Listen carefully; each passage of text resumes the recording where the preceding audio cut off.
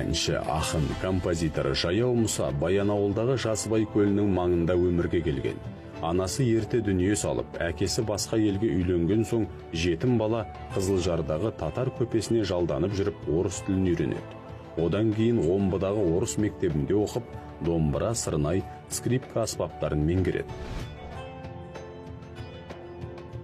Жаяу Мұсаның Шоқан Уәлихановпен бірге жүруі, Ыбырай Алтынсариннің Кел балалар оқылық өлеңіне ән шығаруы, Лев Толстой кейіпкерінің есімімен қызын Анна деп атауы, оның заман тынысын терең сезінгендігін байқатады.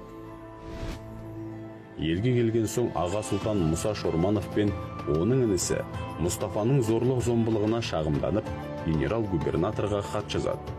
Сол үшін ағайынды Шормановтар оның атын тартып алып, жаяу атандырады. Шормановтар әр түрлі жала жауып, 1860 жылы оны Тобылға 12 жылға жер аудартады.